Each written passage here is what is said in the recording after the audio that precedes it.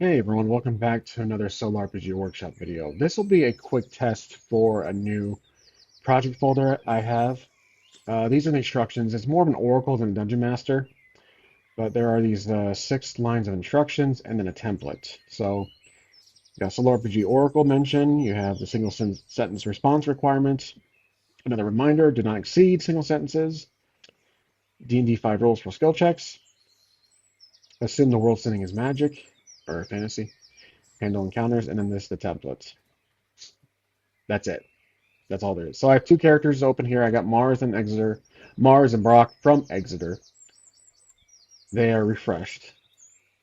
So let's see, and I also have a new plugin to try the speech-to-speech functionality. So let's say I am ready, new location and situation, 2 PCs. There we go. Okay, hopefully 6 within 1 sentence. I'm hoping. Looks like it did. As Mars and Brock set out on their mission, the royal guards direct them toward the borderlands of the kingdom, where a series of fortified watchtowers stand guard against incursions from the untamed wilderness. Their first destination is Fort Durnhal, a remote outpost that has gone silent in the past fortnight, with no messengers returning from the garrison. Perception or survival check, C12, to notice signs of trouble as they approach the fort. Okay, so it looks like it's still assumed I'm using Mars and Brock, which I am, based on a prior memory, which is fine. I forgot to clear my memory of anything Exeter related. But let's just roll with it because this is a workshop episode. So we can do a perception survival check. I'm going to assume we'll do Mars and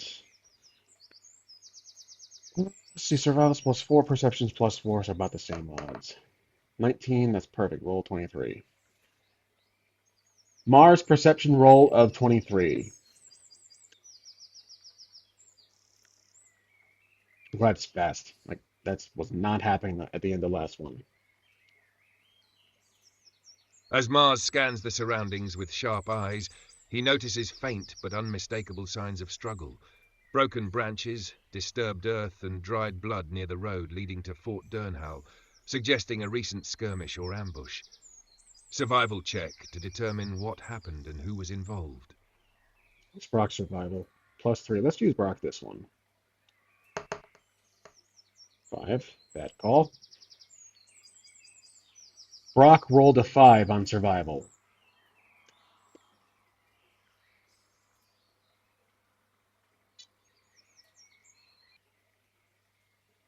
Brock struggles to piece together the details, the tracks and signs too scattered or faded for him to make sense of, but Mars' keen observation suggests that multiple humanoid figures were dragged toward the fort, their fates uncertain. Stealth check, DC 13 if they wish to approach quietly, or athletics check, DC 12 if they prefer to force their way in. We'll do a stealth check.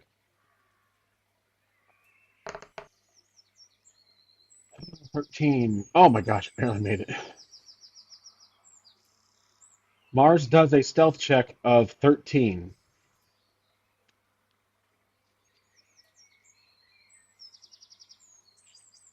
Mars moves carefully, blending into the environment and approaching the fort without drawing attention, allowing him to get a closer look at the entrance, where the gates hang slightly ajar and there are no visible guards on the walls. Brock must roll a stealth check, DC 13, to remain unnoticed as well, or risk alerting whatever might be inside. All right, so let's go for it. Let's see here. Rock, stealth check, which is not his strength. He has disadvantage. Twice. 5. 1. Critical fail. Brock rolled at disadvantage 1 plus 3.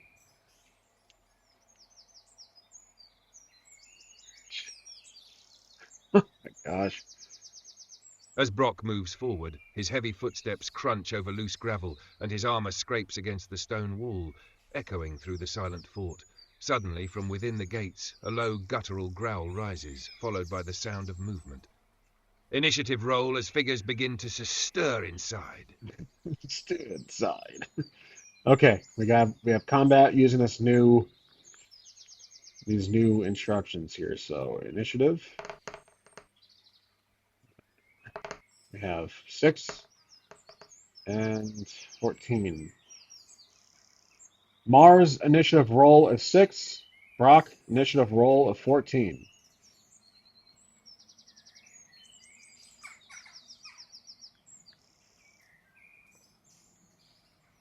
Ghouls. As Brock's misstep alerts whatever lurks within Fort Durnhal, the first shapes emerge from the shadows. Twisted, gaunt humanoid figures with pale, stretched skin and hollow eyes, their movements jerky yet unnervingly fast. Ghouls. Initiative order: 1. Brock T. Ghouls. 3. Mars. 6. Brock acts first as the creatures rush toward them, claws bared and mouths slavering for flesh. Okay, so we will end it after this encounter. And like I said, this is strictly a test. Let's run through this and see how it works out. So Brock goes first. Brock will attack using his the great axe. Yep. Brock will use his great axe at the nearest ghoul.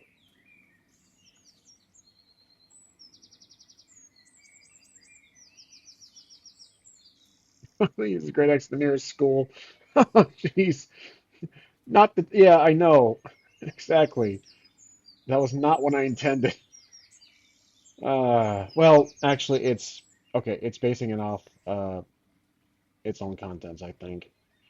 Brock swings his great axe at the nearest ghoul, aiming to cut it down before it can lunge at him. Roll to hit, and damage is successful. 9. Attack roll of 9. Let's see if it actually hits at all. Attack roll of 9. Think of the children. Like the nearest school. Come on. How did it get that? Nearest ghoul. Brock's great axe swings wide, but the ghoul jerks unnaturally to the side, avoiding the blow with inhuman agility as its hollow eyes lock onto him hungrily. The ghouls turn. 2 of them lunge forward, one at Brock and one at Mars, claws swiping with unnatural speed. Ghoul attack rolls incoming. Okay. What are the results?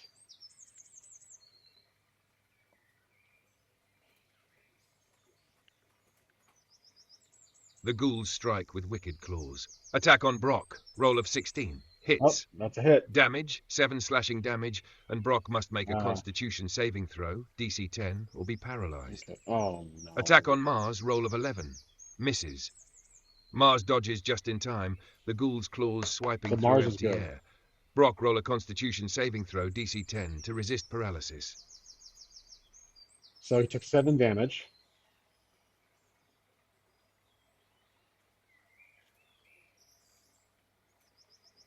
Brock, Constitution save of 14.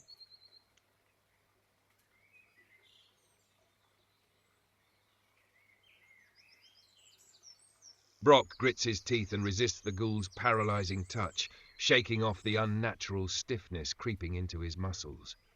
Mars's turn.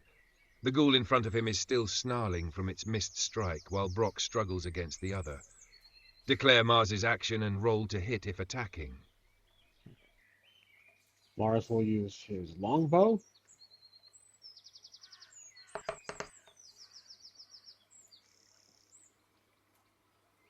Mars uses longbow. Attack roll of 17.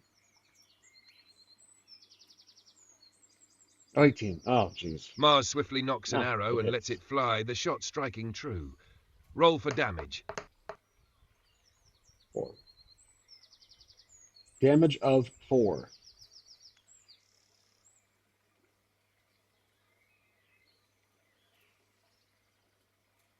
Mars's arrow pierces the ghoul's shoulder, but the creature barely seems to register the pain, its unnatural endurance keeping it on its feet as it hisses in rage. Back to Brock's turn. The ghouls remain aggressive, ready to tear into them. Declare Brock's action and roll to hit if attacking. Brock will attack. Back to that. Oops. To actions. 19. Brock with his great axe attack roll of 18. Forgot already. 19. Dang it. Brock's great axe cleaves through the air, striking the ghoul with a mighty blow. Roll for damage. Damage of 13. Damage of 13. Sorry, my cat's being really silly right now, and I'm getting distracted. I don't know what it's doing. Oh, right, okay.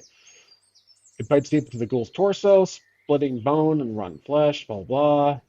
Okay, one ghoul remains, now facing Mars. Okay, attack roll incoming. Mars prepares. Not much we can do because it's not his turn. The ghoul slashes at Mars with its clawed hand. Attack roll 14. Hits. Damage. 6 Nope, slashing that's not a damage. hit. And Mars must... Mars has AC of 15.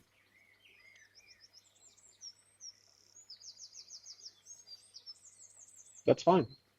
It doesn't know. Okay.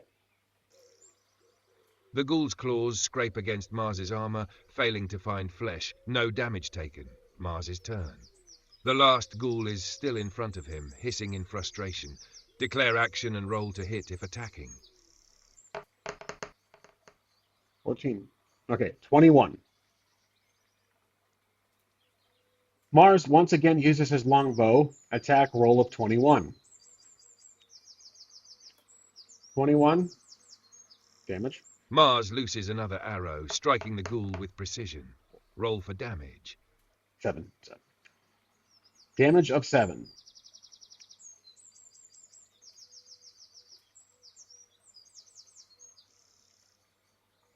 Okay. Piercing through, causing stagger, but the creature still clings onto her holding life. Brock's turn. As usual, he will strike with his great axe. 11. Brock strikes with his great axe. Attack roll of 11.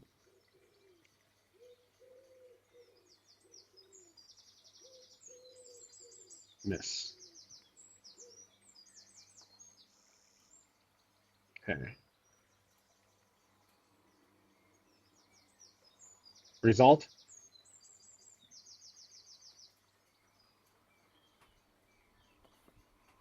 Misses. The ghoul slashes at Mars with its claws. Attack roll 10, misses. Mars sidesteps just in time, the ghoul's claws raking through empty air. Mars's turn. The ghoul is still wounded 9. but refusing to fall. Mars gets up close, tries to use the scimitar. Attack roll of 9. Didn't work. Mars swings his scimitar, but the ghoul ducks low, evading the blade with unnatural speed. Brock's turn. The ghoul remains on its feet, snarling. Declare action and roll to hit if attacking. Brock, great axe, attack roll of 22.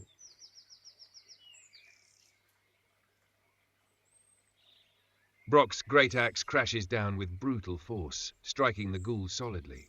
Roll for damage. Goes to 11. 14. Damage of 14.